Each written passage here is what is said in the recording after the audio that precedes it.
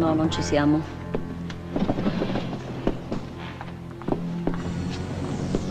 Ma no, questo non gli somiglia neppure vagamente.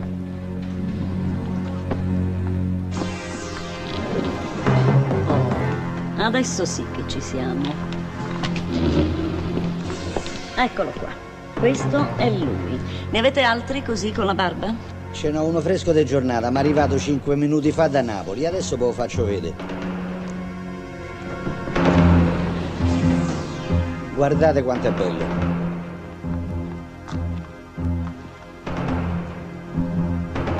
È perfetto. Prendo anche lui. Grazie della preferenza, signore. Io mi chiamo Saverio Pezzullo. Piacere, San Filippo. San Filippo. Ah, il cognome. Oh, il cadavere qui accanto si chiama Salvatore. Coppola. Salvatore Coppola. Oh, Coppola, la signora. Piacere. San Filippo. Oh, signora, scusate, di che cosa si tratta? In pratica è come se fosse un film, solo che si recita a casa mia. Sì, però adesso uscite fuori che dobbiamo girare, grazie. Siamo pronti qua dietro? Sì? Dai, Afra, c'è tua moglie al telefono. Sono venuta a Cinecittà perché ho pensato che proprio qui avrei trovato i tipi giusti. Sì, scusate la curiosità, ma la retribuzione quanto sarebbe? 50.000 lire al giorno, tutti i giorni, dalle 10 alle 7 del pomeriggio. Allora? No, 50.000 lire al giorno vanno benissimo, figuratevi, soltanto che non abbiamo capito cosa dovremmo fare. Cioè, aspettate, a casa vostra è come se fosse una recita, vero? Dunque, adesso vi spiego. Dovete sapere che mio marito, il cavaliere Ercole San Filippo, sta poco bene ed ha bisogno di una continua assistenza. Ah no, e allora non possiamo fare niente, signor. Gli infermieri proprio no, perché a Salvatore gli dà fastidio proprio la vista del sangue. Ma fa impressione. Sì, lo so, ma mio marito non è un vero e proprio malato, è come dire eccentrico. Signor, scusate, e che significa eccentrico? È convinto di essere Socrate. Allora è pazzo, signor. Pazzo, signor, vuoi dire eccentrico, è pazzo. Cioè, scusate, senza offesa, anche di mia nonna dicevamo che era eccentrico, ma che lei era proprio pazzo. Ma Pazzo, adesso non esageriamo. Certo, è stato dimesso da poco da una casa di cura, però non è pericoloso, per carità. Basta non contraddirlo sul fatto di Socrate e lui è tutto contento. Ci dite? Cioè, posso fare una domanda? Ma perché avete scelto proprio noi? Perché avete la barba? Signora, permettete, sono Marlon Cacace, esperto in ruoli filosofici. Come ben potete vedere pure io ho la barba. Datasi che anni addietro ho partecipato a film di grosso impegno intellettuale tipo Fellini, Bartolucci, Antonioni. Antonioni? Antonioni, un regista, sì. Ah. Roba pesante, insomma, che non si capisce mai che fanno. Insomma, 50.000 lire sarei disposto pure io a fare sto ruolo di discepolo di Socrate. Grazie lo stesso, ma non posso permettermi più di 2 discepoli, Antistene e Aristippo, e li ho già trovati. Signora, se permettete vorrei invitarla fuori stasera. Non so, una pizza, un filetto di baccalà, si potrebbe parlare. Queste sono le tuniche plissettate. Queste sono le minigonne dell'antica Grecia. Hai capito? Oh, Caterina, niente scarpe? Niente. Come niente? Nemmeno un paio di sandali? Niente. A Socrate gli stavano antipatiche le scarpe. Caterina, quello è il vero problema, non sono le scarpe, ma i pantaloni. La casa è fredda, umida e da sud. Sale un venticello che si è raffreddato tutta la situazione. La signora Mali non ci ha fatto mettere nemmeno le mutande. Beh, ma pure le mutande gli stavano antipatiche a Socrate. Vi ci dovete abituare. Pure io mi ci sono abituata. Piuttosto voi avete studiato la parte? Signora, non vi preoccupate, state in mano all'arte. Non ci sfuggirà una parola. Questi sono i fogli che ci avete dato voi prima. Oh, soltanto signora, a me personalmente mi è rimasto un dubbio. E quale sarebbe?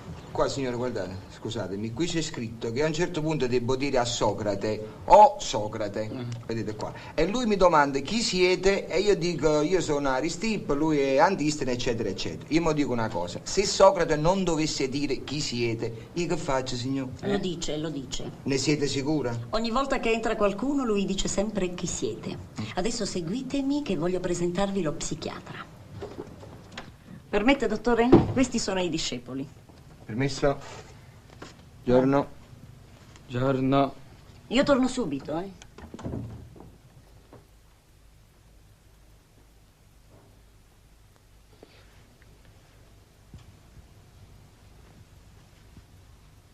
L'orologio.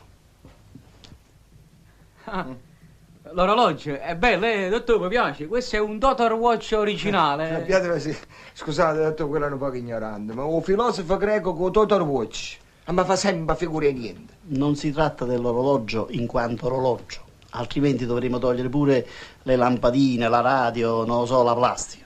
Il fatto è che Socrate, in quanto filosofo, non ammette l'esistenza del tempo assoluto. Gli stavano antipatici pure gli orologi. Li riteneva superflui. Per lui il tempo è un'astrazione mentale, non esiste. Come sarebbe, dottore? Non esiste. Seguitemi. Il passato non è più. Il futuro non è ancora. Il presente, come separazione tra due cose che non esistono. Come fa a esistere? Non lo so. Voi potete farmi un esempio di qualcosa che è accaduto in questo momento? Non ho capito. Qualcosa per la quale potete dire è accaduto adesso? Non ho capito, dottore, che è accaduto? Salvatore, che è accaduto ora? Che è accaduto? Francamente, guardate, in tutta sincerità, dottore, voi quando parlate, io non capisco niente, però mi affascinate, voi a me mi ipnotizzate. Stammi a sentire, se io ti faccio un rumore, tu puoi dire che questo rumore l'ho fatto adesso? E come non è accaduto? Voi me l'avete fatto? No, perché nel momento che tu lo pensi, il rumore è già accaduto, quindi il rumore è passato. Già. È passato. È passato. Mo è presente, mo. Perché? Perché mo lo fate. Vuoi dire che lo farò? Lo farete. Allora è futuro. È futuro. Invece è passato. Ma fottuto.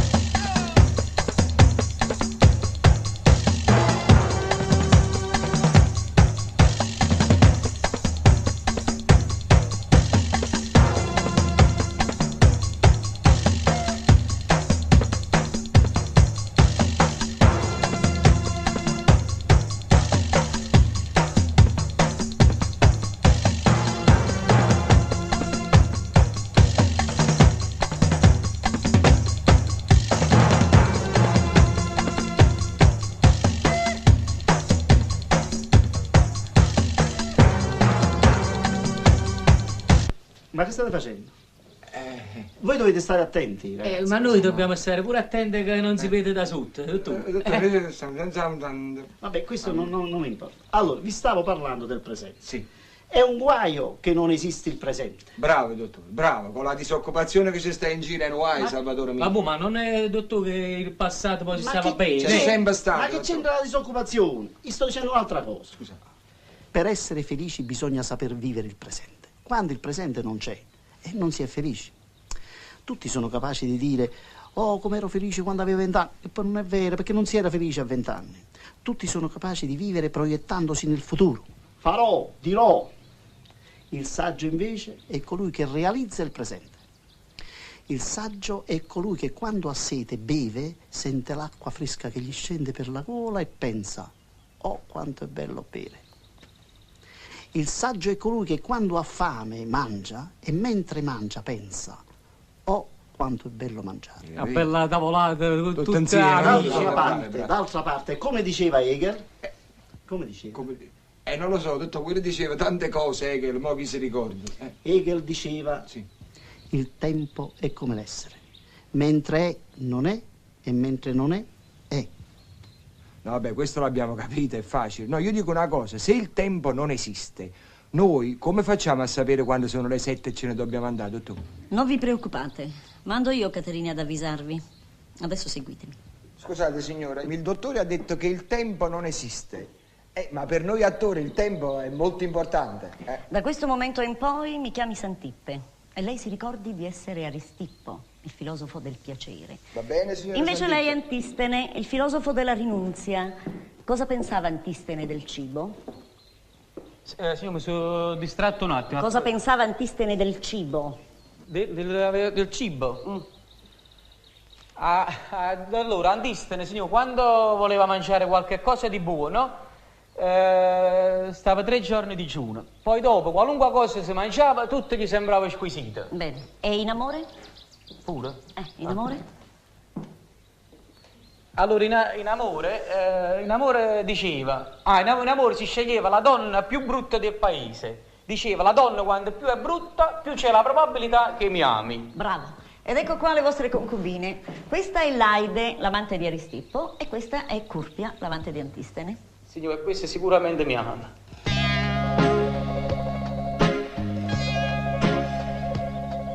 Oh, Socrate!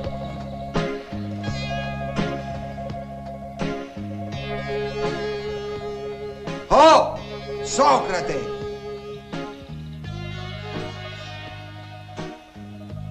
Oh, Socrate! Chi siete?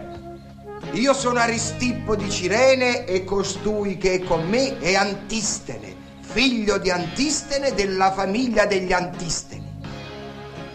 Volete favorire?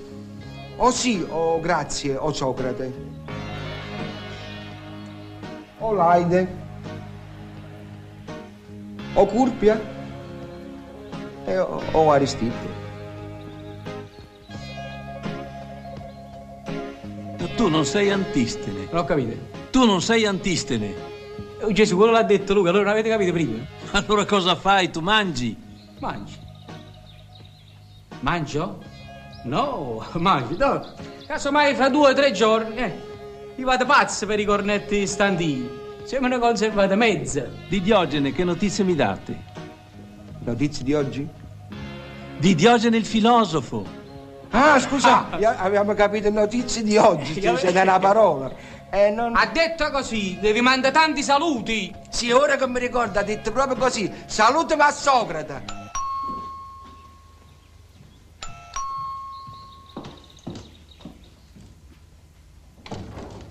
Chi è? Sono Diogene, detto il cane. E cos'è che vuole? L'uomo, cerco l'uomo. Ma quale uomo? Qui non ci sono uomini e poi non compriamo mica niente dagli sconosciuti. Sta zitta, stupida schiava, che quello che io vendo non ha prezzo. Va piuttosto dalla tua padrona e dille che è arrivata la luce. Chi è?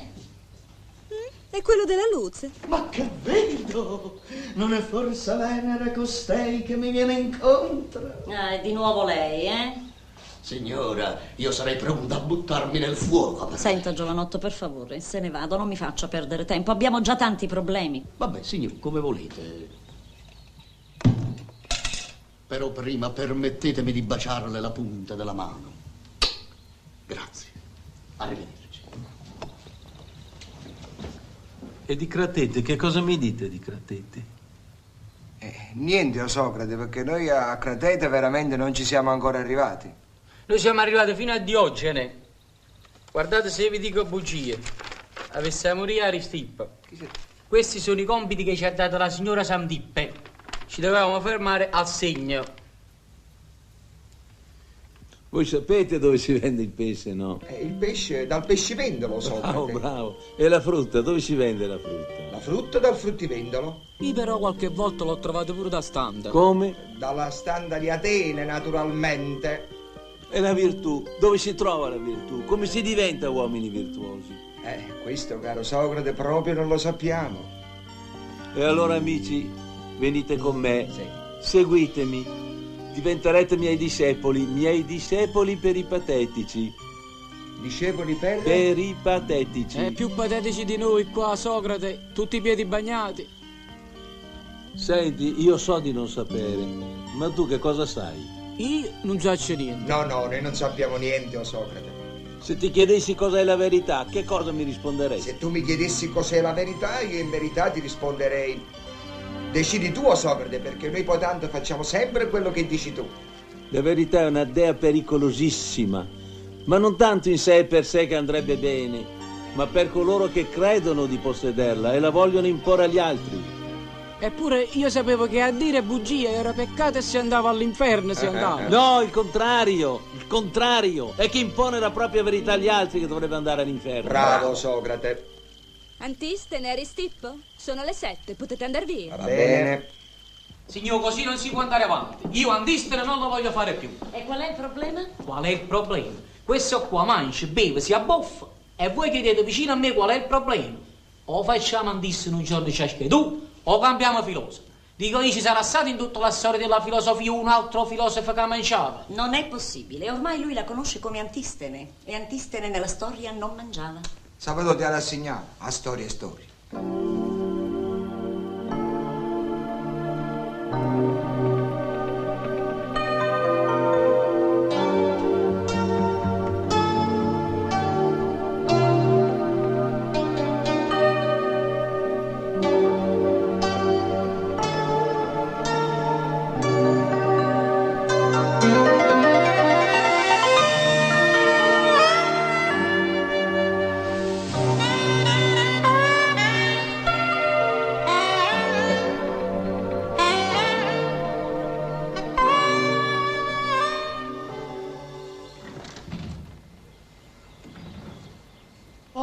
Socrate. Chi siete? Come chi sono? Sono Diogene, detto il cane. Di pure cane, ti ascolto. In casa tua, o Socrate, Santippe ha introdotto 2 impostori. Loro dicono di chiamarsene Antistene e Poliestere. Tu Ipocrites. Ipocrites, che più Ipocrites non si può. Comunque io sono pronto a entrare lì in casa e a smascherarli. Nel frattempo, per cortesia, se vi pigliate il mio numero telefonico che... Tu hai fatto installare a casa tua il telefono. E con la segreteria telefonica, paese. Ci ho messo una musichetta sotto che alla fine... Sentite.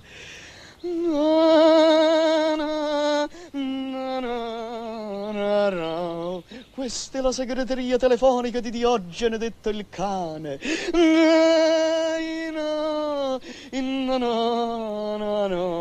Lasciate pure un vostro messaggio, eccetera, eccetera, se no faccio tutta l'opera. Oh Diogene, che Zeus ti perdoni. Tu che prolunghi le orecchie col telefono, tu che prolunghi gli occhi con la televisione e le gambe con l'automobile, perché non hai provato a espanderti con l'amore in un gesto d'amore? Prolungherò, maestro, prolungherò, però adesso fatemi una cortesia, pigliate questo numero telefonico, l'ho scritto qua su sta carta, 746781, prefisso 06, se telefonare da fuori Atene, pigliate.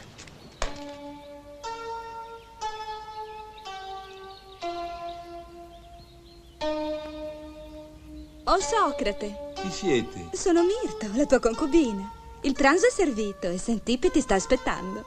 Mia adorata Mirto, mie guance di rosa, mia sezione aurea, mia divina proporzione, vieni con me sul letto di Ero.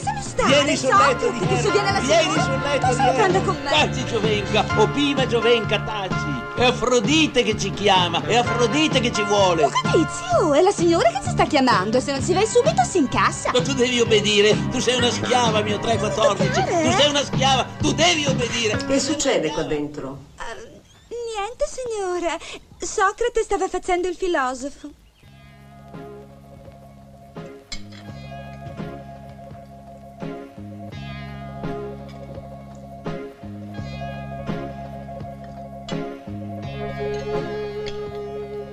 Oh, Antistene, dammi piacere. Accetta 2 iammarielli freschi. Fa conto come se avessi già accettato.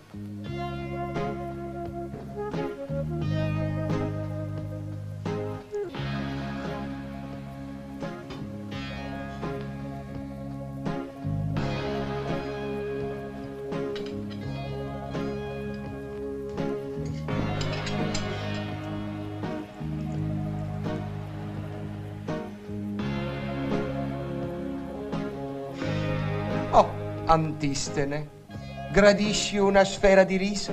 Oh, Aristippo, tu pure sfrogolei la mozzarella. Non so, Antistene, tu sai i miei dubbi, le mie incertezze. Non so se devo ammirare di più quel tuo piatto vuoto, la continenza, il tuo digiuno, o non piuttosto il distacco di Aristippo, il quale certo mangia, ma detto fra di noi forse è più bravo. È più bravo perché è schiavo del cibo, non lo sarà mai. Oh, Socrate, in verità anch'io comincio ad avere dei dubbi sui miei principi e non è da escludersi che da qui a poco io possa imitare Aristippo nello mangiare. Per poi non essere pagato. Signor, ma non vi state sempre vicino a me? Ma vedi, Antistene, il vero filosofo professa l'apateia. Non vuol sentire né piacere né dolore. E per il vero filosofo un soffrire mal di denti o anche il toccare una bella donna, beh, è la stessa cosa. Mirto, vieni qua.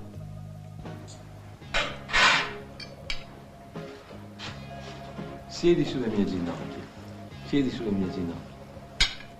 Vedete, amici, è una bella donna. Io la carezzo una gamba, le tocco un braccio. E dovrei provare il piacere, secondo i Cireneci, dovrei provare un gran piacere, invece ve lo giuro, io non provo proprio niente.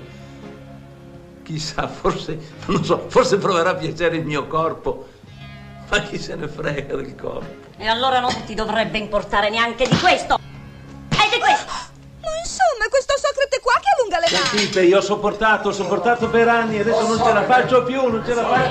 E io ti ripudio, io non ho più pazienza, io ti ripudio, io ti caccio da Atene. No. A chi cacci, vecchio rincoglionito che non sei altro? Ti mando io a quel paese, a te queste terre a mezzo servizio. E io che c'entro, non è mica colpa mia. Basta, questa è innocente, basta, è innocente. 3 volte porco, che bel filosofo. Oh, com'è bello mangiare. Santippe, più passa il tempo e più diventi brutta. Ti ripudio, Santippe, ti ripudio.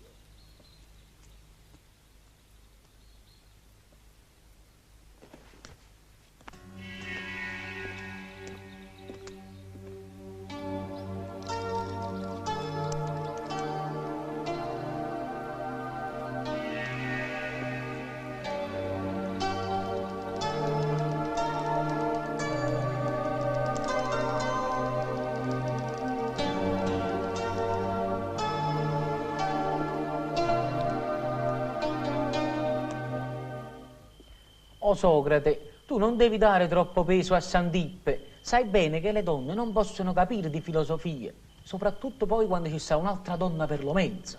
Dico bene, Aristide? Certo, filosofi nervosi non si sono mai visti.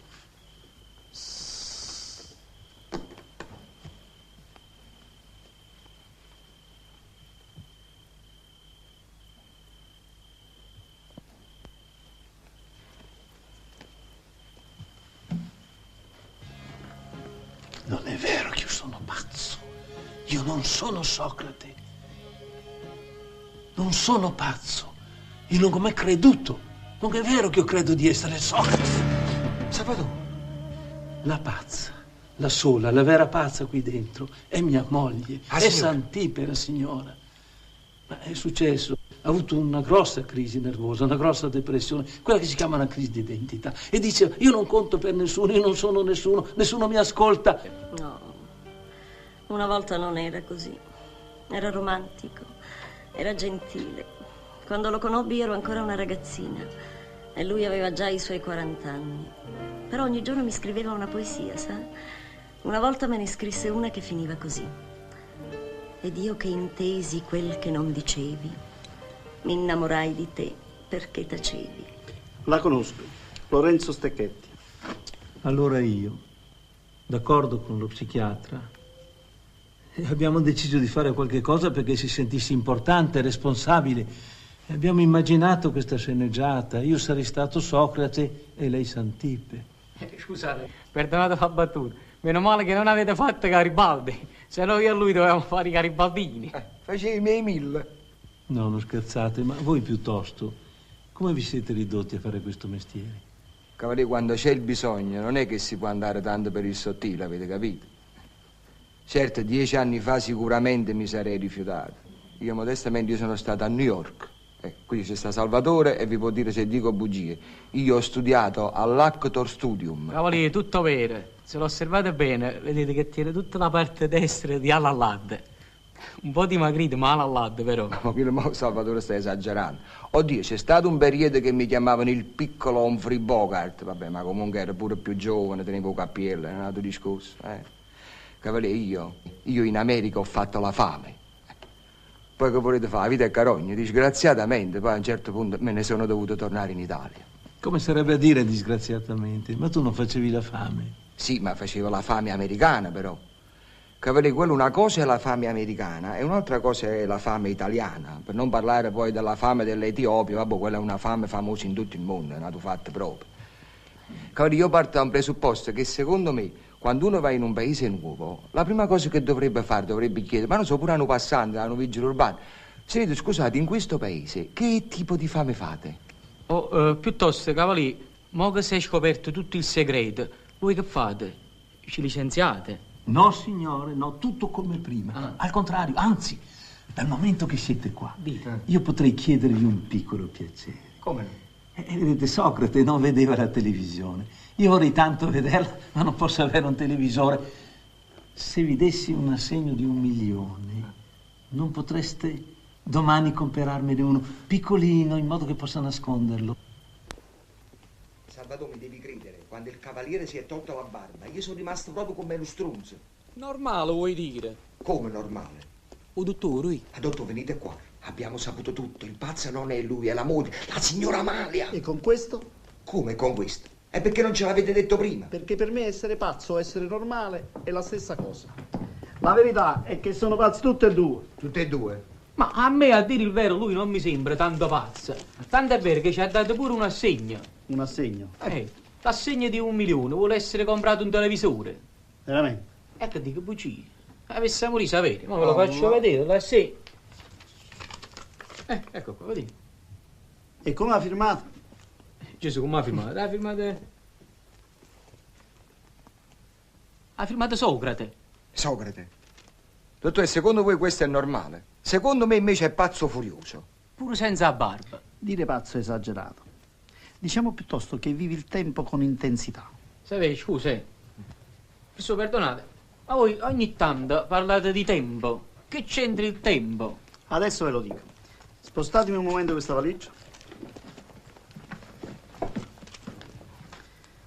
Allora, il tempo è un'emozione ed è una grandezza bidimensionale, nel senso che lo puoi vivere in 2 direzioni diverse, in lunghezza e in larghezza. Se lo vivete in lunghezza, in modo monotono, sempre uguale, dopo 60 anni, voi avete 60 anni. Se invece lo vivi in larghezza, con alti e bassi, innamorandoti, magari facendo pure qualche sciocchezza, allora dopo 60 anni avrai solo 30 anni. Il guaio è che gli uomini studiano come allungare la vita quando invece bisognerebbe allargarlo. Sì, vabbè, dottore, ma qua non si tratta di tempo, qui si tratta di assegni a vuoto. Ed è sempre una questione di tempo. Vedete, il cavaliere San Filippo non vive nel tempo attuale, lui vive nel V secolo a.C. E vorrebbe avere 2 donne, la moglie e la concubina. La signora Amalia vorrebbe vivere all'epoca di Dante, nel dolce stil nuovo. Lei vorrebbe che qualcuno le scrivesse sempre delle poesie, perché è una romantica. Morale, sono pazze tutte e 2. E a noi chi ci paga? Loro. Come pagano me, pagano pure voi. In contanti? Salvatore, a dire il vero, io sto molto preoccupato. Tu? Io mi sento addirittura avvilito, amico mio. Avanti, chi è? Stasera avete fatto tardi, sono le 8:45. Abbiamo fatto un po' più tardi, Caterina. Senti, Caterina, secondo te chi è più pazzo? O cavaliere o la signora Amalia? E chi è che lo dice che sono pazzi? O dottore, lo psichiatra. Ma quale psichiatra? Quello è il cugino della signora. Un giorno si traveste da psichiatra, un altro giorno si traveste da astronomo, un altro da prete. Quello, l'è mat.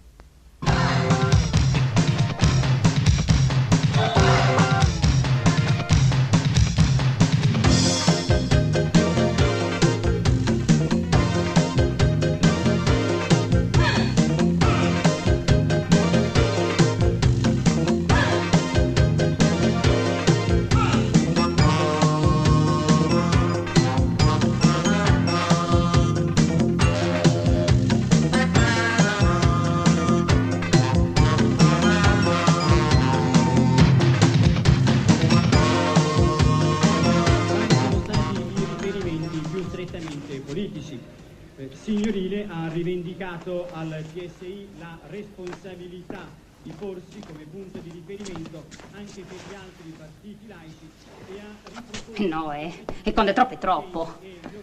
E tu non fai niente. Ma cosa devo fare, scusa? Le ho tolto le chiavi, le ho detto che quello di quel Ferruccio non lo deve più vedere. Cosa devo fare di più? Devi essere più duro. Adesso esce anche 3 sere alla settimana. Credi che siano in molte le sue età che tornano dopo l'1 di notte? Ma se non è neanche mezzanotte, guarda. Ma lascialo stare quella croccolino, vedi che non funziona. Anzi, sarebbe ora che ti dicesse accomodarlo, sto coso. Eccola lì. Vuoi vedere cosa gli dici adesso?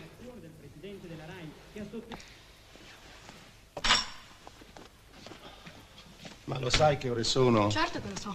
È 1. Ma io sabato sono sempre tornata all'1. Ragazzi, si può sapere che cavolo vi ha preso ora? Scusa, non ce l'ho con te, credevo fosse la nonna. E l'una non è ancora tornata. Capirai, ha fatto Kim Basinger, ma lasciatela rilassare. Povera sbarba. Zitta e parla quando sei interrogata. Cosa vuoi capire tu della vita? Perché tu ci hai mai capito qualcosa? Rispetta la tua mamma, E tu rispetta la tua, eh? Così eternamente voglio amarti ogni dì con tutto il cuore,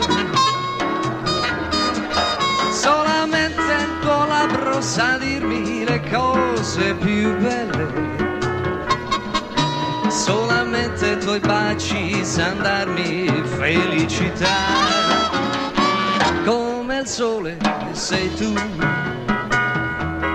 della mia vita, che ogni giorno di più risplenderà.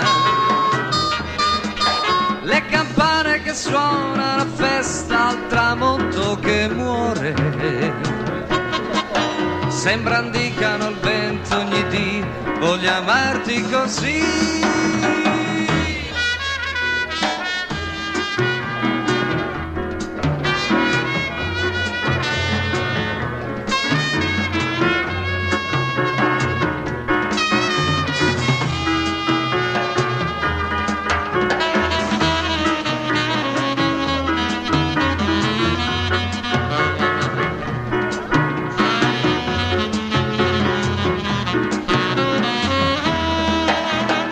Solamente una vez è nella vita, solamente una vez in Adama. Così, bravo. Il labbrone deve essere tupido, da peccatrice. Adesso è passato il rossetto. Non quello rosso, quello rosa. Fa più bambinone innocente. Allora tu mi fai capire una cosa, già fa peccatrice o già fa bambino? Tutti e due.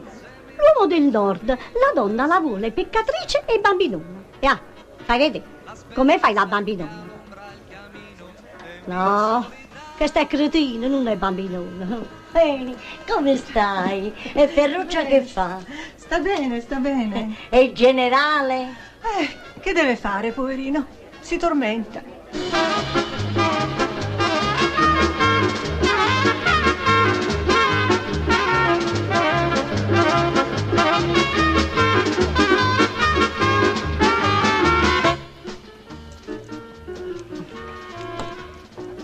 Ma che fa? A botto. Ma vuoi capire o no che l'uomo va stimolato? Il vero guaio, Adelina mia, è che tu sei rimasta zitella. Veramente io sarei vedova. Se ti fosse sposato un capitano saresti vedova. Ma dal momento che non te lo sei sposato, sei zitella. Ah, zitella è un morto.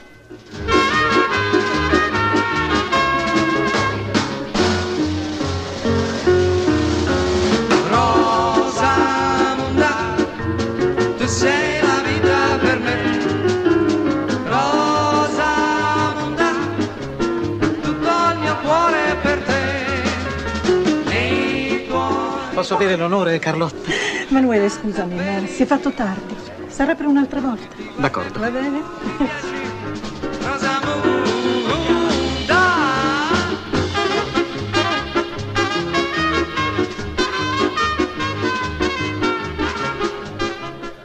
Ce l'avevo io il tuo portafoglio, non ricordi?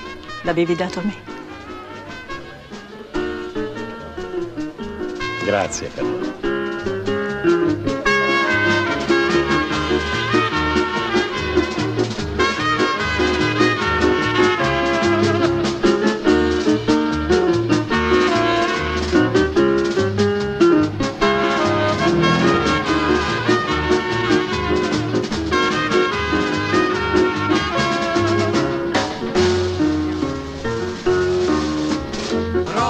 Rosamunda, tu sei la vita per me.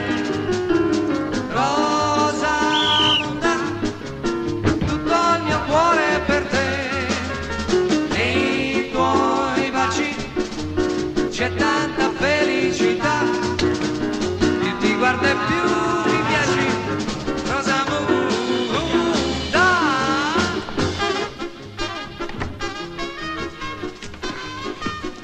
I Kramen sono sul piede di guerra. Soprattutto Crudelia è incazzata nera. Toro seduto cerca di difenderti come può, ma non ci riesce. Appena ci prova si prende una centra. Io vengo trattata da schifo, guarda, non so più che cavolo fare. Senti, ma tu cosa pensi di me? Che sei la nonna più galla del mondo. Che cosa sono? Sei la nonna più galla, piuttosto. Mima, io parto. E dove vai? Vado a Capri. A Capri? Sì, a Capri. E sto via per una settimana. Domani ritiro la pensione e dopodomani parto. Pensa a te come gli gireranno le palle ai Sapiens quando vorranno sapere. Mi immagino le loro facce. Ma con chi vai a Capri? Con Ferruccio?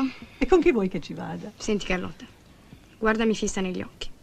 Voglio sapere precisamente questo Ferruccio che tipo è. È carino, carino, carino e dolcissimo. Perché vedi nonna, tu non è che di sesso ci abbia mai capito molto parlando francamente, eh? Sta tranquilla, anima mia. Ferruccio è un romantico. Il peggio che mi può capitare è che mi legga a Prévert, al chiaro di luna. No, che non sto tranquilla. Sono proprio romantici quelli che più battono il pezzo. Ma no. Sì, ti giuro, una volta ne ho avuto uno io che era addirittura un vinavin. E io lo chiamavo la piovra, talmente era insistente. Oh mio Dio. Ma no, alla mia età di piovre se ne incontrano molto poche. Non si sa mai, eh? No, ti assicuro, sì.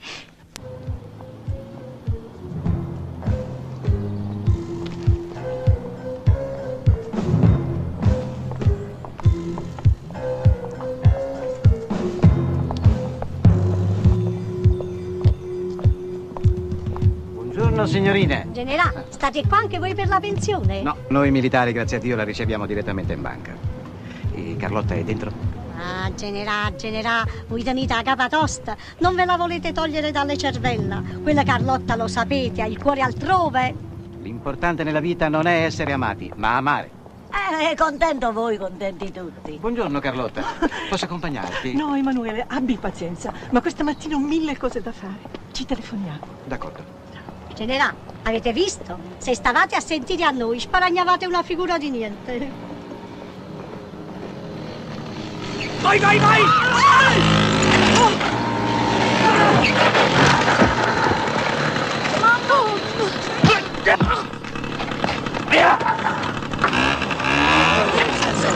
Cosa deve succedere? Carlotta, come stai? Ti senti bene? Bene, bene, ma tu sanguini, Emanuele. Vieni qui, fatti vedere. Non ti preoccupare di me, l'importante è che tu stia bene. Sì. Ma tu guardano poco, che li tuoi fratelli hanno tenuto coraggio di si mettere in quella che povero vecchio. Adele, che già l'hanno mazziato e tu lo chiami pure vecchio. Guardi signora che il suo conto non ha i fondi sufficienti per questo assegno. Ma come può essere? Dovrebbe esserci almeno... Sì, però ieri è venuto qui suo figlio, il dottor Tricarico, e ha quasi azzerato il conto. Ci sono solo 10.800 lire. La ragazza del mio cuore sei, ma baciare non ti posso mai. Sempre tra la gente te ne stai, ma sola non vuoi uscire mai con me. E poteva farlo. Ma sì, perché io come una stupida il mese scorso gli ho firmato una dedica. Ma perché? E perché? Perché si sono messi tutti e due a farmi il lavaggio del cervello. Specialmente Elda mi ha tolto il respiro. Mamma, se un domani ti succedesse qualcosa, è sempre meglio che anche Oscar possa accedere al conto. Pare che oggi così si usa, per evitare le tasse di successione. Come un genitore entra in agonia, i figli lo abbandonano un momentino sul letto di morte e corrono di corsa in banca a trasferire i soldi su un altro conto. Ora immagino che avrai un immediato bisogno di denaro. Praticamente sì. Erano mesi che io e Ferruccio progettavamo una settimana a Capri. In economia si intende, sai com'è? Piccola pensione, niente lusso. Insomma una cosa da studenti, roba da $500,000 testa, tutto compreso. Ebbene, fino a ieri era Ferruccio a trovarsi in difficoltà. Adesso mi ci trovo io. Carlotta, io non vorrei urtare la tua suscettibilità, ma in nome della vecchia amicizia, della grande ammirazione che io... magari adesso non trovo le parole. Io sarei veramente felice se tu volessi accettare un mio prestito. Vuoi ballare?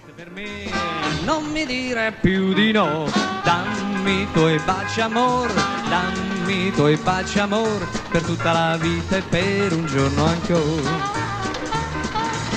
Ogni giorno guardo gli occhi tuoi, ogni notte sogno i baci tuoi, al mio cuore stringerti vorrei, ma solo non vuoi uscire mai con me. Carlotta? Carlotta? Carlotta? Allora Carlotta, mi raccomando, per qualsiasi cosa mi chiami a casa di Monica. Il numero ce l'hai, io invece ti chiamo la sera dopo le 9, quando sei a pensione davanti alla tele, ok? Va bene. Come hai detto che si chiama la pensione? Pensione Aurora. Perché una pensione? Perché costa meno. Io francamente avrei preferito un bel albergo, vista sul mare, camere separate. Ma Ferruccio è un sentimentale. Dice che la pensione fa più casa e che con la matrimoniale si risparmia sino al 30%. Ok per la Maxi. Tu però tienilo sempre in lista d'attesa, eh? Poi la velenosa pure con qualcun altro, capito? Ecco Ferruccio. Dammi i tuoi baci amor, dammi i tuoi baci amor, per Vai tosta. per un giorno ancora. E da quanto tempo è scappato? Da ieri mattina, è uscita verso le 9 e poi non è più tornata. Noi abbiamo telefonato a tutte le sue amiche, ma... L'ultima volta che l'avete vista, che portava addosso? Che vestito aveva? Aveva un vestito verde e poi un cappello di Panama con una fascia verde. Un cappello di Panama? Sì. Ah. Sto fatto del cappello di Panama mi sembra un poco strano a me. Che strano, scusi, lei quando esce si mette quasi sempre il cappello, d'estate il Panama. Con i ragazzi di oggi non ci si meraviglia più di niente. Si inventano una moda all'anno. No, scusi, cosa c'entrano i ragazzi? Come cosa c'entrano i ragazzi? Ma perché questa Carlotta, quanti anni tiene? 65. 65 anni? Sì. Ma non è vostra figlia che è scappata? Ma no, signor commissario, lei non ha capito. Non è mia figlia che è scappata, è mia madre. Gesù. La conosco io, tua madre. Quella lì, certamente in Svizzera. Vicino mare, facimmo amore, ancora, per ci spassare. Caro Don Carlo, lei che è il suo confessore ci deve aiutare. Ma lo sa che mia madre si è innamorata ed è scappata di casa? E allora? Ma come allora, scusi? Io le dico che una donna di 65 anni scappa di casa con un uomo e lei dice allora. E io che dovrei dire? Ma come che dovrei dire? Ma scusi, ma una persona di 65 anni che si comporta come ne avesse 16, ma le pare normale, scusi? Oscar, 16 o 65 è la stessa cosa. Il tempo è una convenzione. Serve solo a sapere che ora è. Ma scusi, lei ha presente mia madre? Certo che l'ho presente. E così occhio e croce mi sembra pure più giovane di te. Perché vedi, Oscar, una tartaruga vive 100 anni. Un topo vive 3 anni. In Cina c'è una farfalla che vive solo un'ora. Come dice il poeta, un'ora vive la gialla farfalla e tempo ha che le basta. Prendimi la storia. Ora tu hai una farfalla che vive solo un'ora, non è che ci puoi dire, uè, aspetti 5 minuti che mo vengo. Ma cosa c'entrano le farfalle adesso? C'entrano. Perché chi è che si è innamorato? Il corpo o l'anima di tua madre? Anima. E per un'anima che ha da vivere tutta un'eternità, che vuoi che siano 65 anni? Un istante. Allora, secondo lei, mia madre è tornata adolescente? No, signore, non è tornata adolescente. È adolescente. Vedi, figlio mio, esiste un tempo esterno ed un tempo interno. Il tempo esterno è quello degli orologi, quello dei calendari, ed è uguale per tutti. Il tempo interno, invece, è un fatto personale, nostro. È come il colore degli occhi, come il colore dei capelli, capisci? Ci appartiene ed è diverso da persona a persona. Ecco perché ci sono delle persone che magari hanno 50 anni, 60, 70 anni e hanno l'impressione di averne 20. La verità è che non si tratta di un'impressione. Veramente ne hanno 20. Mi scusi, Sam, ma queste sono soltanto parole. Quello che mi meraviglia è che proprio lei, che è un uomo di chiesa, possa giustificare la fuga di 2 amanti. Vabbè, amanti, ma non esageriamo. Sì, amanti. Mi vergogno a dirlo perché si tratta di mia madre, ma... Caro Don Carlo, non ci sono dubbi. Mia madre ha un amante. Il guai, Oscar, che tu la cosa la vedi solo in termini sessuali. L'amore, invece, è un sentimento complesso. È un insieme di tante cose. È conforto, è tenerezza, è sostegno morale. Sì, ma è anche occasione di peccato, o no? Sì, peccato. Sai, parola che è questa, il peccato. Per me, per esempio, il peccato maggiore è l'egoismo, che guarda caso è l'incontrario dell'amore. Per esempio, è peccato per una persona di 65 anni vivere solo per comprarsi il CCT. Eppure non puoi sapere quanta gente c'è che lo fa e non se lo viene nemmeno a confessare.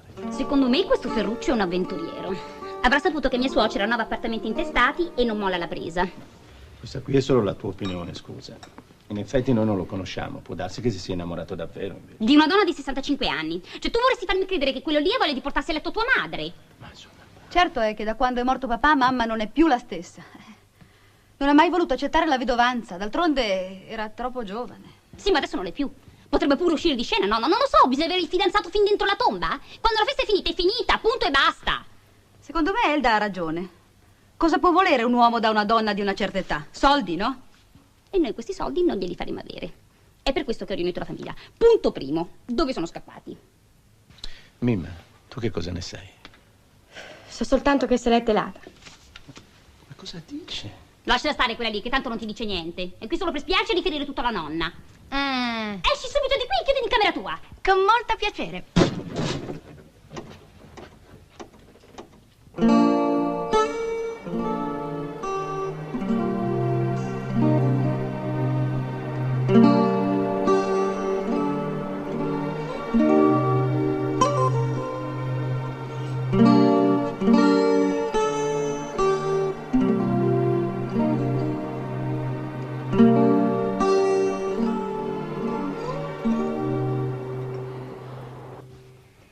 Generale, lei che è tanto amico di mia suocera, potrebbe dirci dove sono scappati? Vede, signora, io durante l'ultima guerra sono stato fatto prigioniero dagli inglesi, ai Alamein. Fui anche torturato. Non parlai allora. Si figuri se parlo adesso, che si tratta della felicità della mia amica più cara. Questo non ci impedirà di iniziare le pratiche di interdizione. Ma con quali prove? Con queste. Che cos'è quella roba lì? Oscar, scusami, ma ho dovuto farlo. Mettendo in ordine la stanza di tua madre ho trovato il suo diario. E ora nell'interesse tuo e di tutta la famiglia vi leggerò qualche frase. Ascolta. Allora, ecco, lunedì 18 febbraio. Il mio amato Ferruccio ha ancora bisogno di soldi. Questa volta ha avuto lo sfratto di casa. Col permesso di tutti, io andrei via.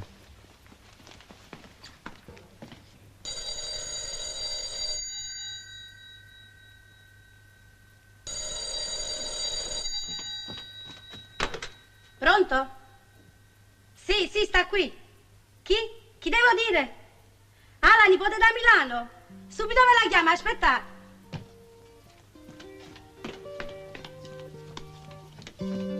Signora, facci presa al telefono. C'è vostra nipote da Milano.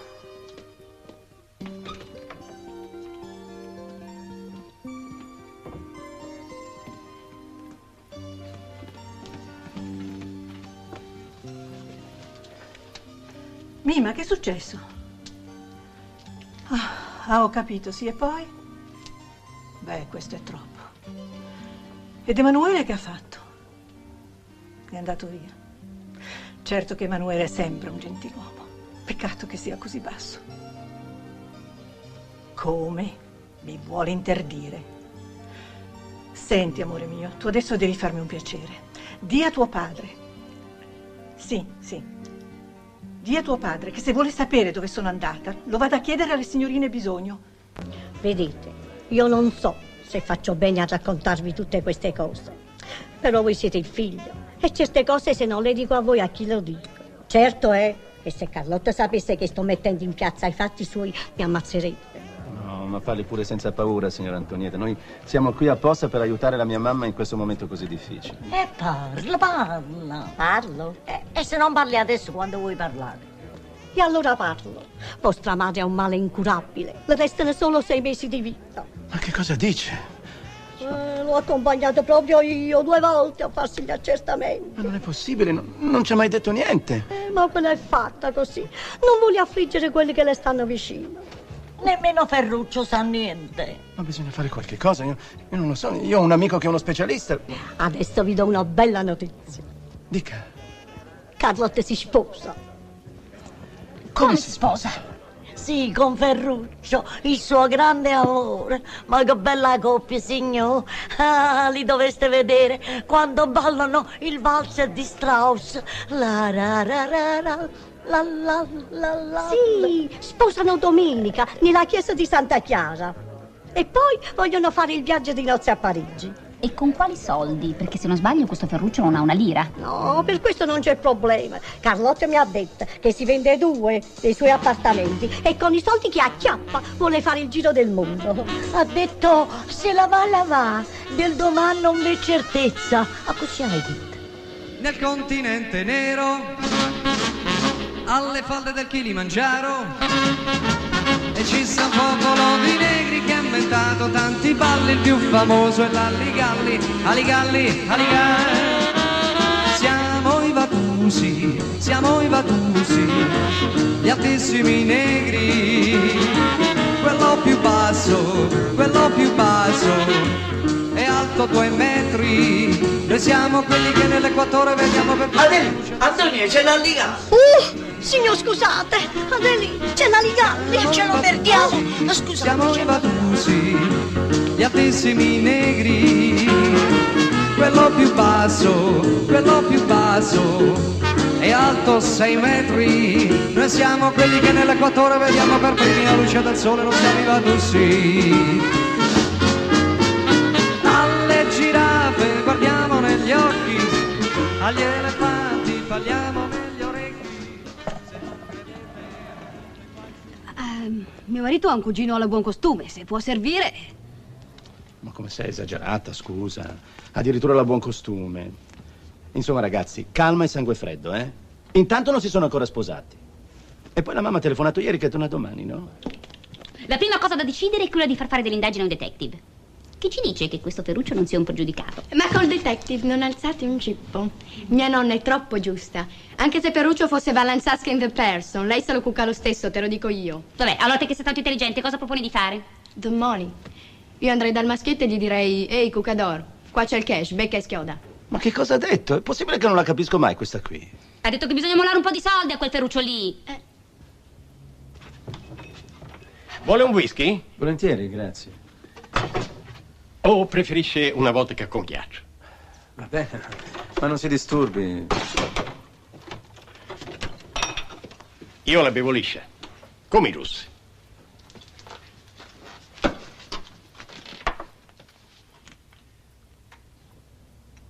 Grazie, grazie.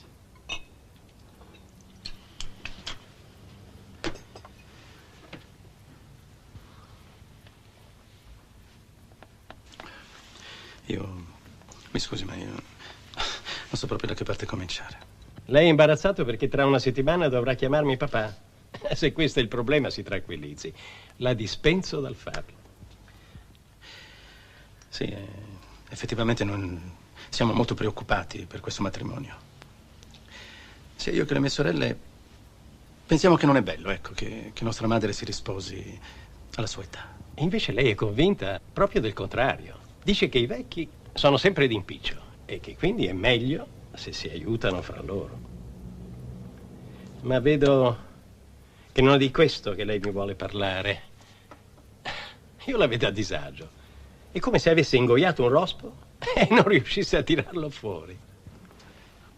Sì, effettivamente sono a disagio.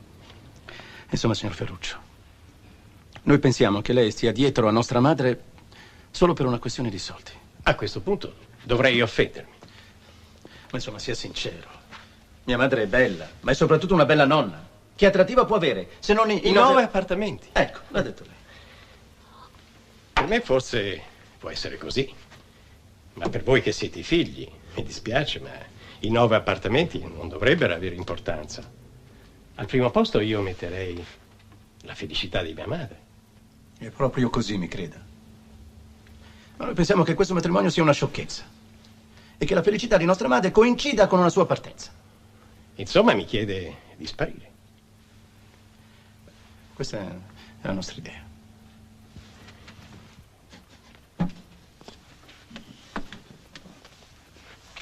E in cambio di cosa? Beh, noi abbiamo pensato di darle una somma, così, per consolazione. Quanto? Non so, 20, 30 milioni. Beh, mi sembrano un po' pochi. Specialmente se li mettiamo in relazione ai 9 appartamenti. Vede che ho ragione io. Non è questione di sentimenti, è solo questione di soldi. Perché per lei che questione è? Caro signore, lei è qui solo per salvaguardare l'asse ereditario. No, io sono qui perché mia moglie mi ha fatto una testa così. Se poi tutto questo si risolve in un immenso dolore per sua madre, a lei, alle sue sorelle, non importa un fico secco. Quindi, per favore, non facciamo i moralisti e parliamo d'affari. Lei mi offre 30 milioni. Sì. E io ne chiedo 60. Ma come esagerato. Facciamo 50. D'accordo. La vedo per l'ultima volta e poi esco di scena. No, guardi, meglio che non la veda, sa, perché io mia madre la conosco, è capace di farle cambiare idea. Ma andiamo, un po' d'umanità. Non posso sparire nel nulla. Va bene, allora le mandi una lettera, non lo so. No, certe cose vanno dette a voce. Bene, allora le telefoni. Domani a casa mia alle 13:30 lei le fa una bella telefonata d'addio. Dopo aver ritirato l'assegno.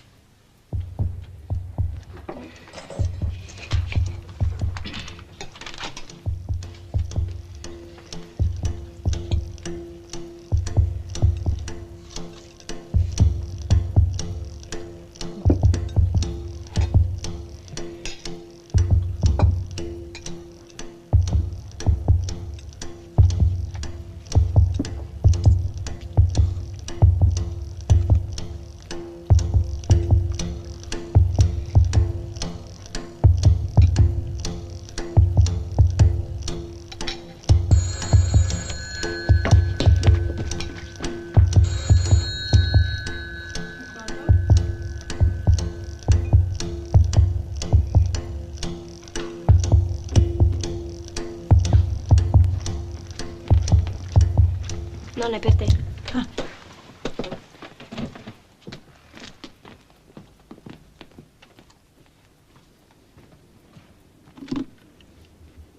Quanto ti hanno dato? Beh, non mi sembra male. Temevo peggio.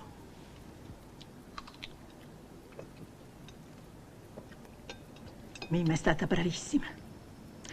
Allora ci vediamo domani all'aeroporto alle 15. Hai già preso i biglietti per Parigi? Dico che parto perché ho bisogno di distrarmi.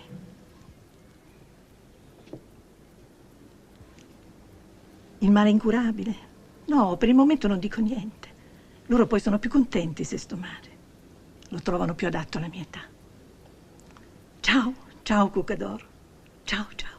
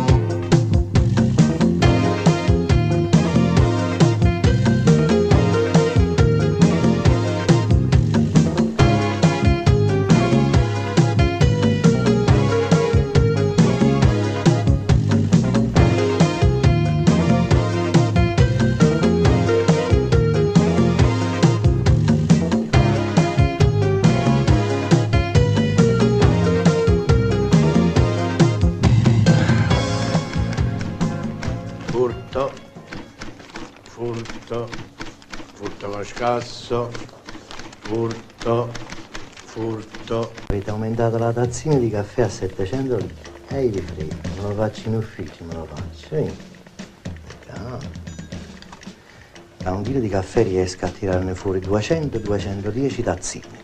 Ora, se un chilo di caffè costa 18.000 lire, diviso 210, abbiamo 85 lire.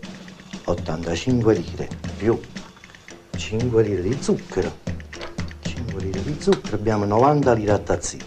Mi prendo 3 caffè al giorno e sono 90 per 3, 270.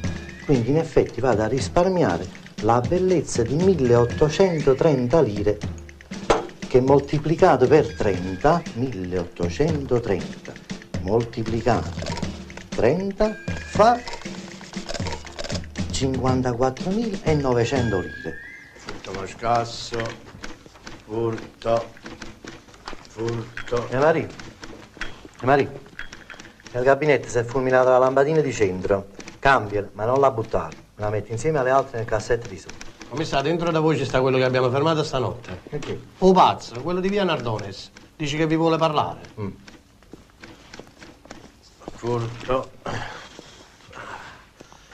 lo scasso, furto.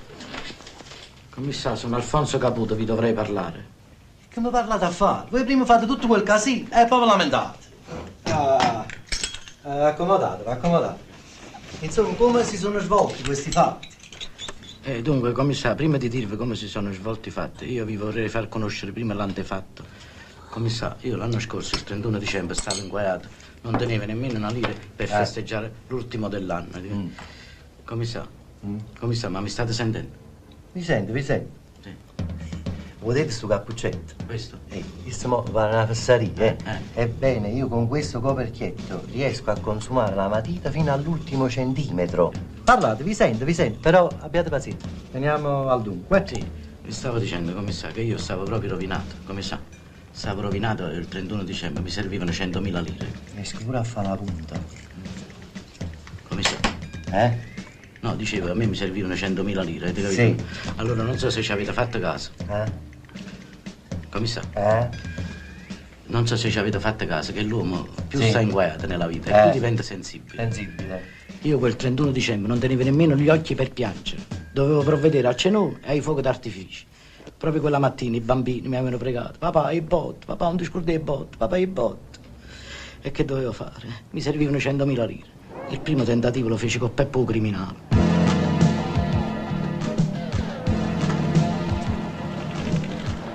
Mamma mia, quanto è bello sto maratona, guarda qua.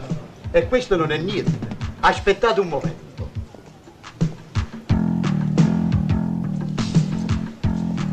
Vedete, qui prima si accende l'aureola, poi vedete questa miccia? Scende lungo il corpo di Maradona e arriva sotto la scarpa. E qui viene il bello. Parte un razzo azzurro.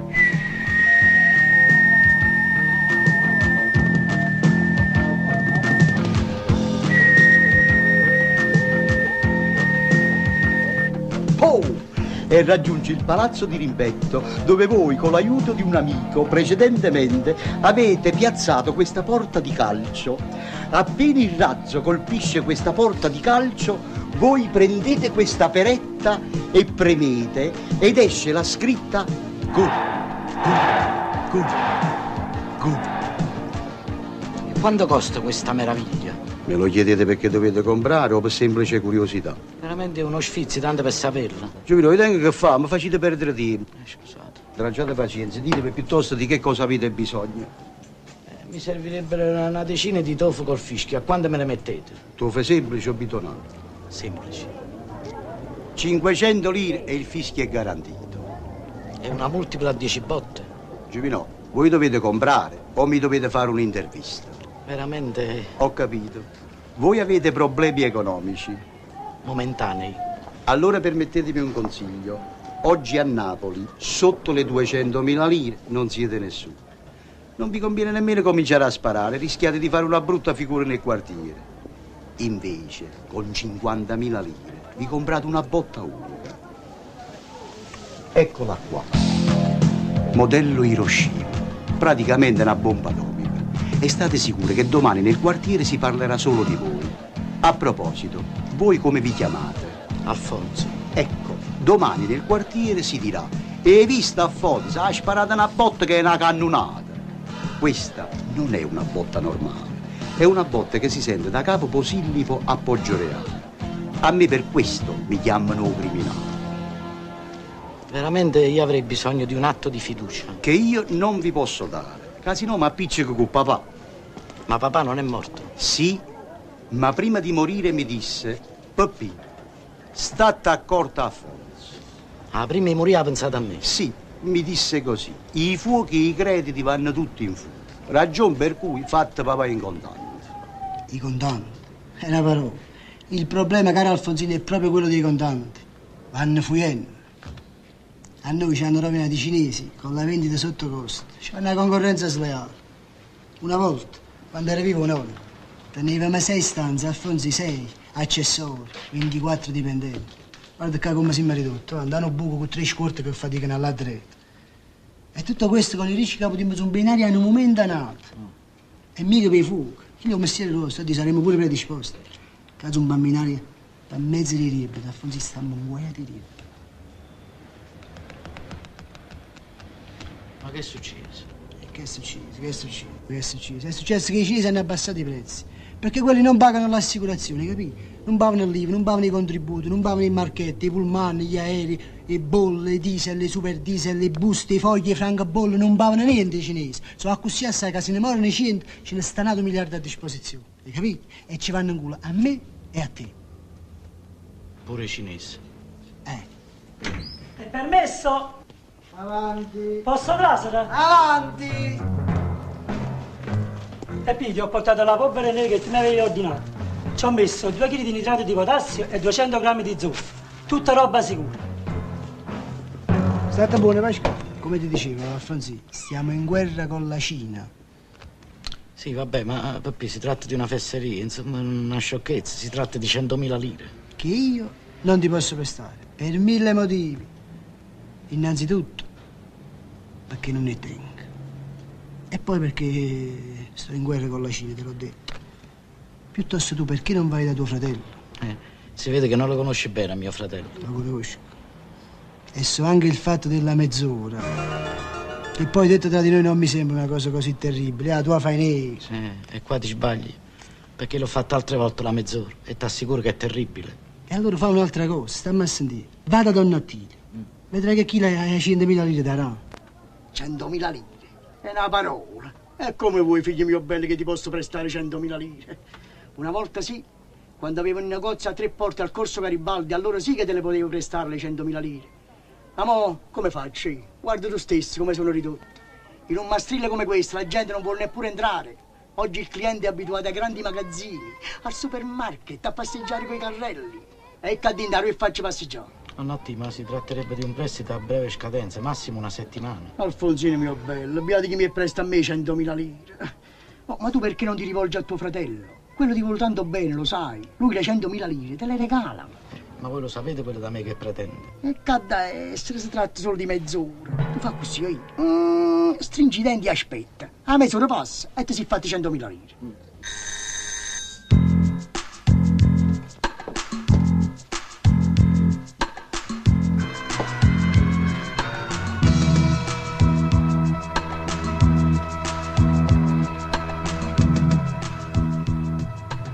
Chi è?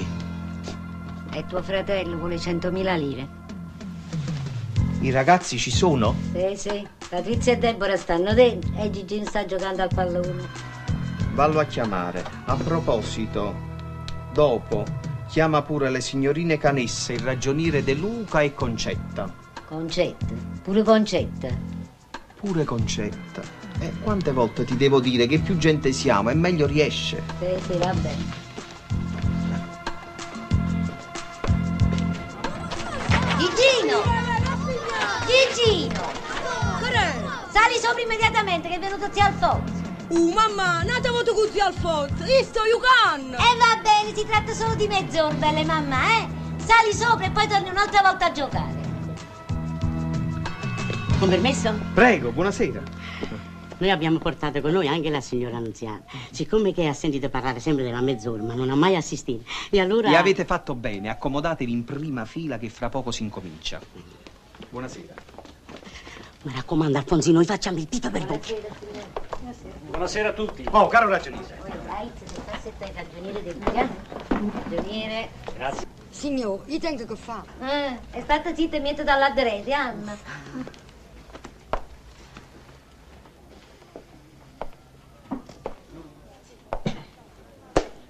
Dunque, sono le 4:20. Siamo pronti? Via. Signore e signori, questo è mio fratello Alfonso. È venuto da me perché ha bisogno di 100.000 lire. Eccole qua. Queste sono le 100.000 lire e io le metto qua sul tavolo a sua disposizione. 15 anni fa, nostro padre, che Dio l'abbia in gloria, ci lasciò in eredità 2 terreni a Soccavo. Allora, a quell'epoca, la zona non era valutata, però io dissi a mio fratello: Alfonsi, non te lo vendere questo terreno, perché questo terreno fra poco diventerà suolo edificatorio e solo un imbecille se lo venderebbe. E lui invece che ha fatto? Che ha fatto? Me lo sono venduto. E allora che cosa sei? Un imbecille. No, devi dire sono un imbecille. Sono un imbecille. Povero. E andiamo avanti. Con la vendita di Soccavo, mio fratello ricavò 36 milioni. Oggi, a 15 anni di distanza, non ha più una lira. La prima cosa che si comprò con i soldi di Soccavo fu un abbonamento al Calcio Napoli. Domanda: che tipo di abbonamento si fece? Curva? Distinti? Tribuna. Tribuna numerata, vuoi dire? E uno che è un disoccupato e si compra una tribuna numerata è o non è un imbecille? Lo è. Quindi tu che cosa sei? Sono un imbecille.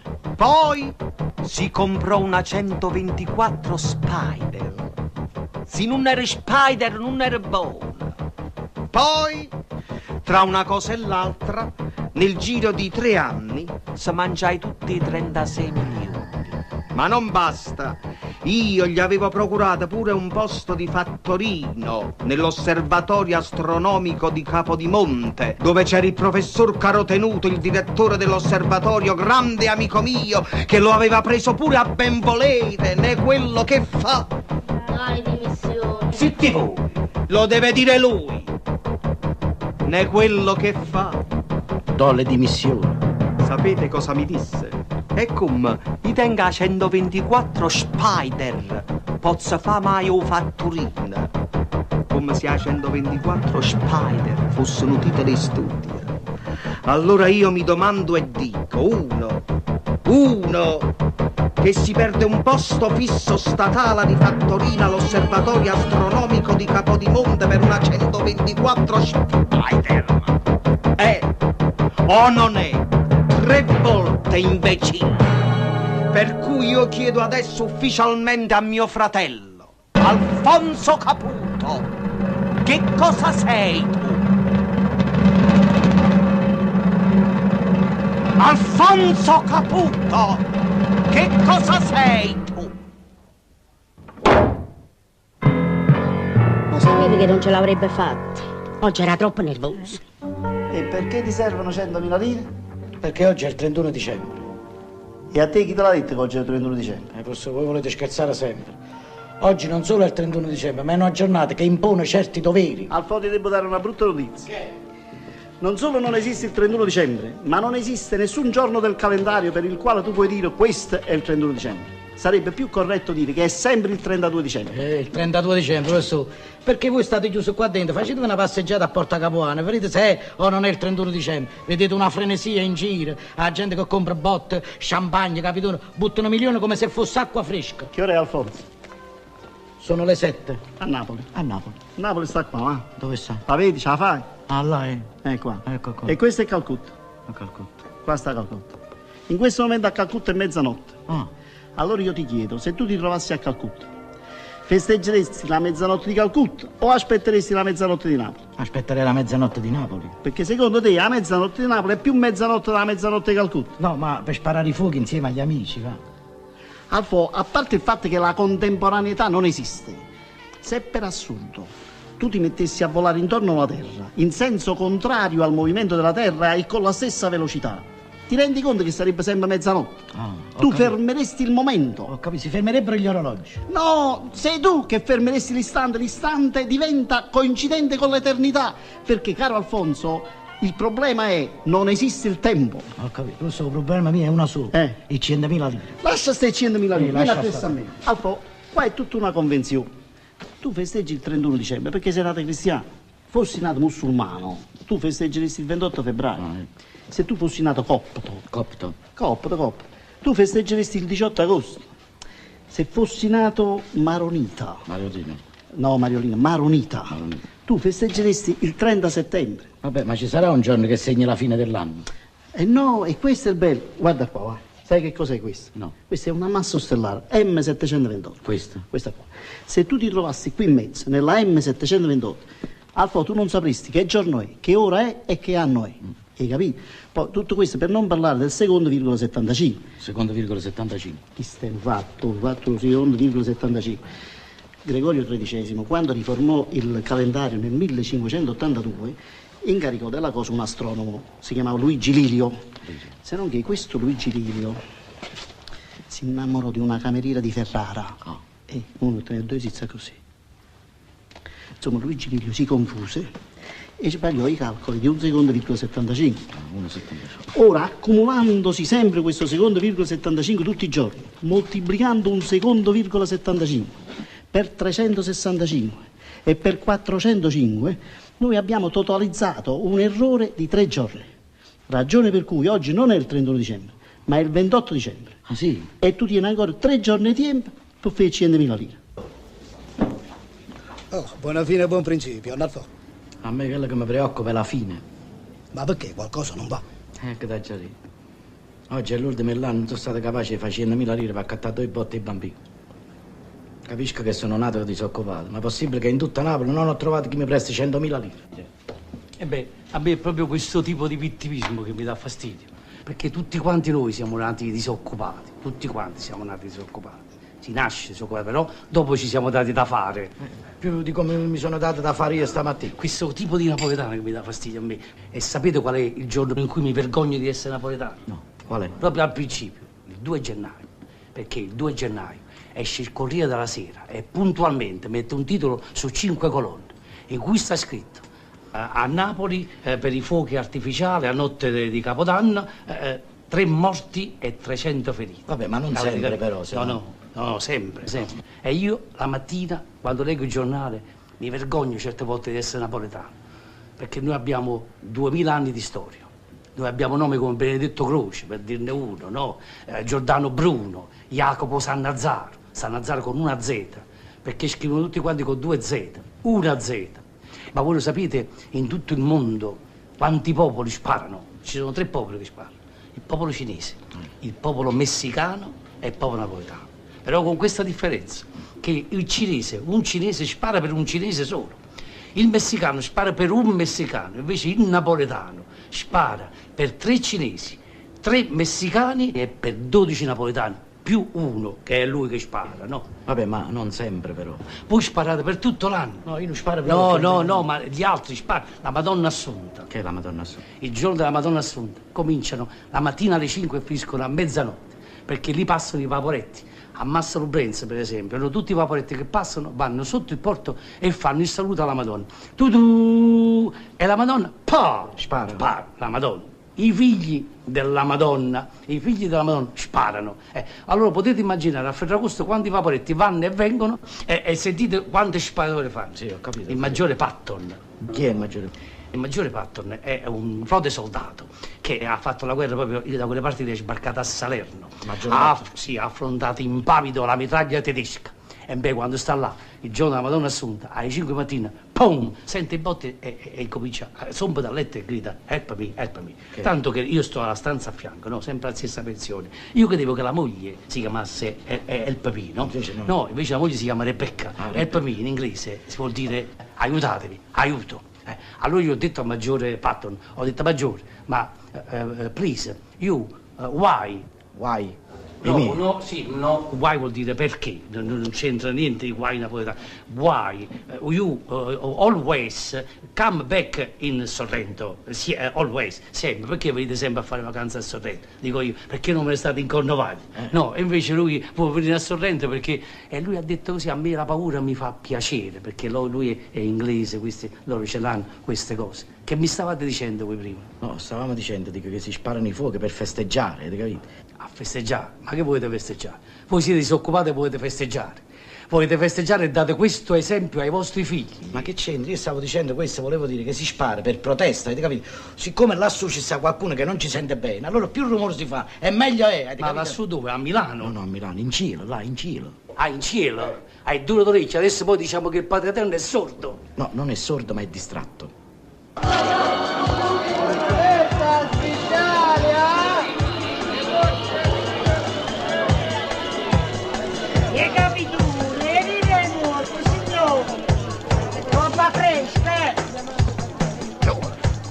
Giovane, permettete la parola. Voi marito farà cortesia, guardate quanto è bella sta creatura, guardate. 8 muro, king size, 5.000 lire piezze, 3 che bracca fino a 1. Giovane, accattata bene, giovane, venite qua, un momento. Giovane, vedete 20 metri.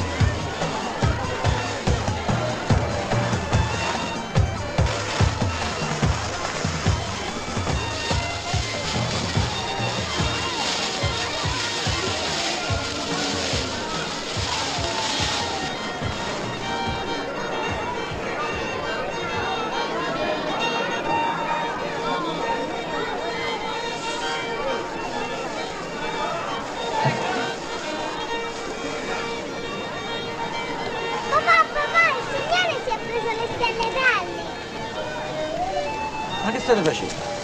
Scippate le stelle alle bambine? No, sono estremamente. Gesù. Ma non mi mettete vergogna?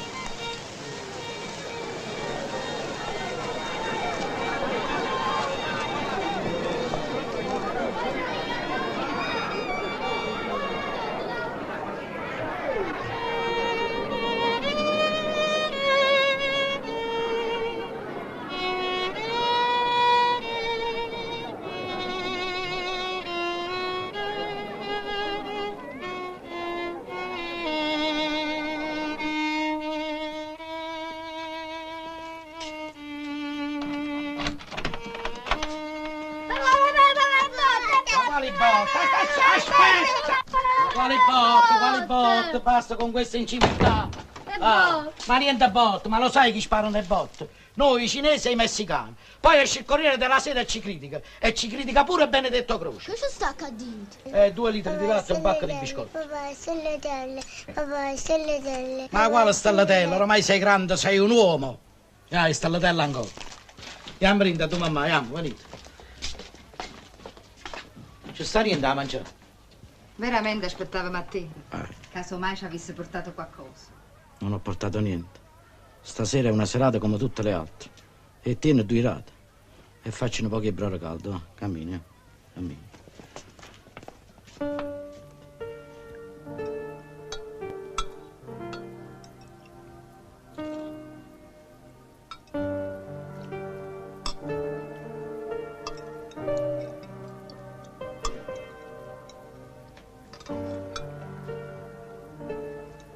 Però papà, tu l'avevi promesso. Niente, io non ho promesso niente. E la festa? Ma quale festa?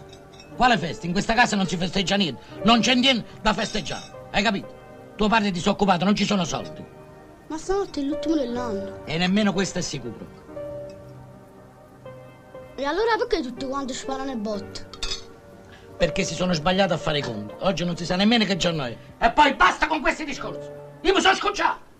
Io me la caccuccato. Ma come, Alfò? E non aspetti la mezzanotte? Ma quale mezzanotte? Ma quale mezzanotte? Ma perché tu mi puoi dire con precisione quando è mezzanotte?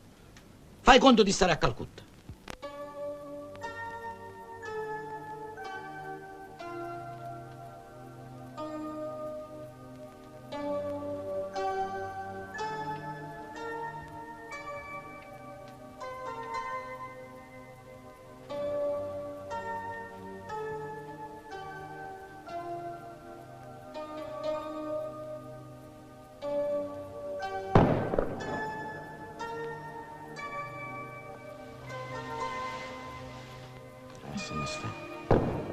Non ci vogliamo dare nemmeno un bacio di buon augurio. No. I baci non costano niente. Prepara a te. I baci costano. E stanotte non mi posso permettere. Sono un fallito.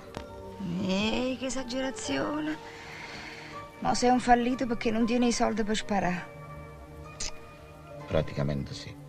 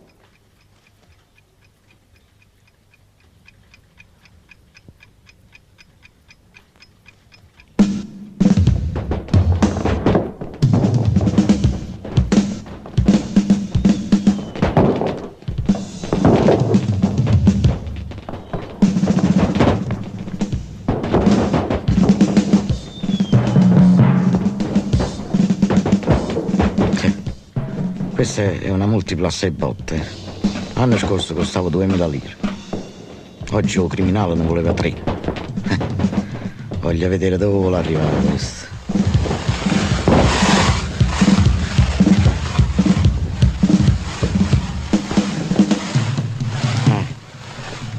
Questo è il ragioniere d'Alessandro. Ha fatto un'altra volta la barriera di fuoco a 3 livelli. Io poi vorrei sapere tutti questi soldi a questo chi gli dà. Quello lavora al comune, al reparto cimitero. Se no guadagno 1 milione al mese. E poi dico al cimitero che si può rubare i morti. Se si pensa che ogni bengala costa 3.000 lire, ne mette 20 per figlio, 3 per 2 6, 6 per 3 18. Sono 180.000 lire. Cosa da pazzi.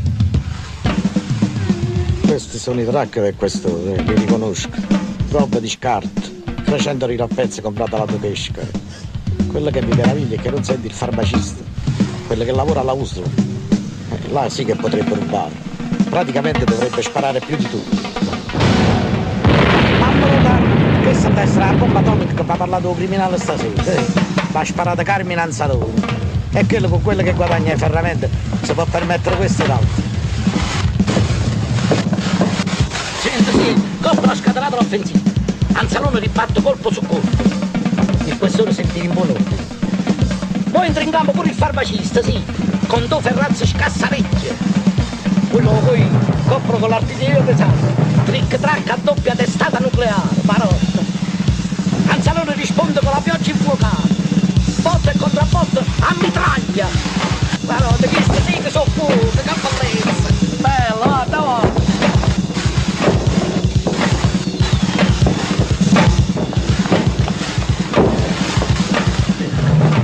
Papà, tu giuro un coppa che sta bella maronna, che appena fai i soldi, andava tanto che non può. Ieri ho fatto i soldi e ieri ho sparato. Nel cuore della notte. Nel cuore della notte, a mezzanotte come vuole la tradizione. La tradizione del 12 gennaio. E io sono musulmano, festeggio la fine dell'anno il 12 gennaio. Caputo, se avete intenzione di scherzare, vi accontento subito e vi mando a fare i festeggiamenti dell'inizio dell'anno a Poggioreale, va bene? Commissario, scusate, io volevo dire che ci sono delle religioni che festeggiano la fine dell'anno in un'altra data, avete capito qual è? Io vi manderei in galera solamente perché vi piacciono i fuochi d'artificio. A me? Io i fuochi d'artificio non li posso soffrire. Ma neanche io, commissario, che sei il creatore, papà i botte, avete capito qual è la questione?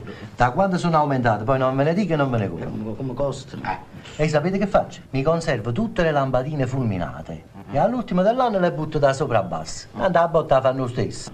Lampadine. E che le fanno una bella botta. Vabbè, ma avere una botta Chi l'ha detto? Non ci credete? Ma vi faccio vedere. Guardate se vi dico bugie. Guardate che bella lampadina. Ah, bello, veramente. È fulminata questa. Fa a botte però. Sì, vabbè, ma non è la stessa cosa, scusate, commissario. E poi a me non mi pare un reato così grave appicciare due fuochi d'artificio.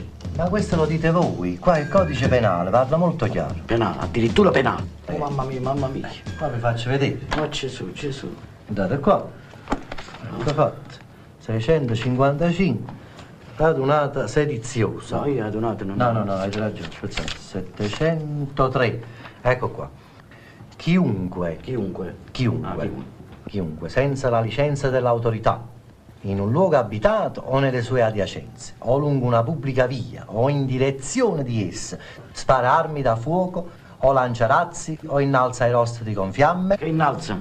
Aerostati con fiamme, me. Io non ho alzato nessuna. Sì, ma la legge deve prevedere tutti i casi possibili. Ah, ecco la legge. E qui c'è il caso vostro. Eccolo qua. C'è proprio il caso mio. Il caso vostro qua. O accende fuochi d'artificio, è punito con l'ammenda fino a lire 240.000 e con l'arresto fino a un mese. Scusate, commissario, non per togliere merito al libro, insomma, queste cose, che il codice che avete letto voi. Ma mi pare un'esagerazione. Mi se avessi appicciato in un palazzo, va? D'accordo. Allora lo capirei, dici tu hai appicciato un palazzo e aveva 140.000 lire, insomma. Ma io non posso non tenere conto di una segnalazione precisa che mi è stata fatta. Non ho capito. Chi è stato? Questo non me lo posso dire. È stato il farmacista, quel Giuda Iscariota. Non è stato il farmacista. Allora è stato Anzalone. Non è stato Anzalone. D'Alessandro, che il luogo comune, quello che lavora al cimitero. Non è stato D'Alessandro. Chi le sa venne morto. No, signore, non è stato lui. Sentite, lo volete sapere? Ve lo dico bello, chiaro, così vi mettete l'anima in pace. Ecco qua, è stato il questore Caradonna in persona, va bene? Proprio il questore? Quello abita proprio vicino a voi e purtroppo siete stati sfortunati. Che già fa? Scusate, commissario, quell'articolo che avete letto prima, che mi avete 703. Dice che è permesso sparare i fuochi il 31 dicembre. No, signore, la legge non prevede eccezioni. E allora anche io faccio una denuncia. Una denuncia? Sì. Contro il mio vicino di casa, signor Caradonna, di professione questore. Come, denunciato questore? Voglio denunciare questore. Che il 31 dicembre, l'ultimo scorso, in via Nardonus e lungo la direzione di essa, ha sparato una ventina di fetentissimi track da 200 lire l'uno, svegliando di soprassalto a me, a mia moglie e ai miei figli, nel cuore della notte. Vabbè, capo, abbiamo capito tutte cose. Leviamo tutto da mezzo. Lo vedete il verbale? Sì. Facciamo conto che oggi è il 32 dicembre. Vedete? Questo è del questore. Ecco fatto. Però ricordatevi che siete stati diffidati.